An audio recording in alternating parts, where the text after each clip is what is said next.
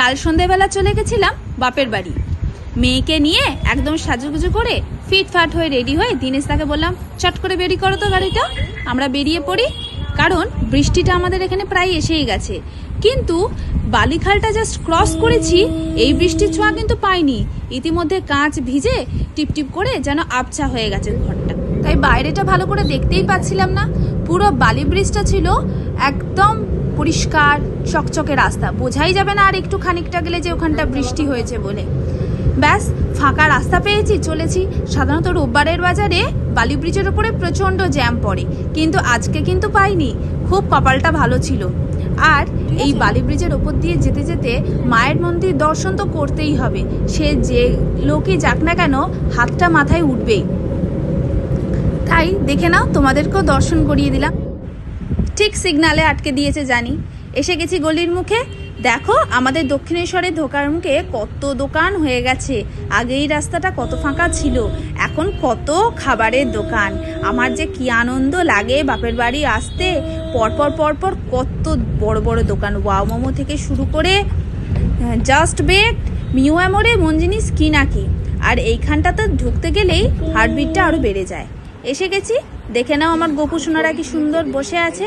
আজ এই দুই গোপালকে নিয়ে আমি আজ নয় কালকে রওনা দেবো বাড়ি। ওদেরকেই নিতে মেন এসেছি, কারণ এতদিন বলেছিলাম না অসুখ ছিল। এসেই তো আমার মেয়ে আগে ভাই ভাই করে লাফিয়ে উঠেছে, আর শম্পা আমাকে দিয়েছে ঠিক এই দুটো গিফট।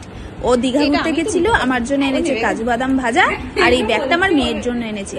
কিন্তু আমি বললাম ব্যাগটা ওকে দিতে হবে না, আমাকেই দে, আমাকেই ভালো লাগছে, এই ব্যাগটা নিয়ে আমিই ঘুরবো, ওকে নেওয়ার আর দরকার নেই। তোমরা জানিয়ে দেবো ব্যাগটা কেমন হয়েছে। আর মালাও বলছে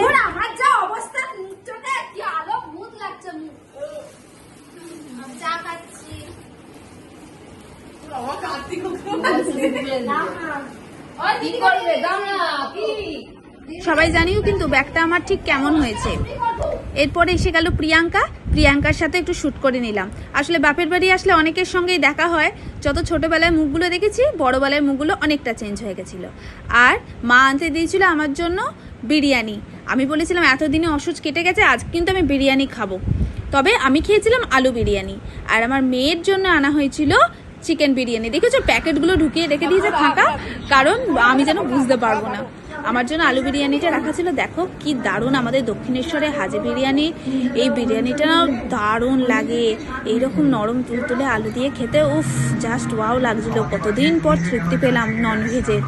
সাধারণত ননভেজ তো 12 দিন না খেয়ে মুখটা একেবারে পচে গেছিল, আজ যেন শান্তি করে খেয়েছি। শম্পাও রান্না করেছিল অনেক তরকারি, কিন্তু আমি বলেছি লাস্টে ট্রাই করবো, দাঁড়া আগে বিরিয়ানিটা খেয়ে পেটটা ভরাই। কি অপূর্ব লাগছিল রেকর্ড করতে, আহা হা। তারপরে শম্পা বললো কই বুড়ি দি আমার তরকারি টেস্ট করলে না? আমি বললাম দেখি মোচাটা একটু দে। সত্যি বলছি দারুণ করেছিল। এখন ভাবছি কোনটা ছেড়ে কোনটা খাই।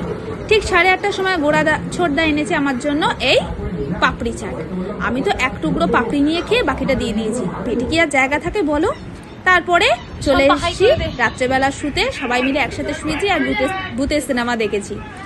সবাই কিন্তু জানিও ভিডিওটা কেমন লাগলো, আর ভালো লাগলে like comment share subscribe. Tata.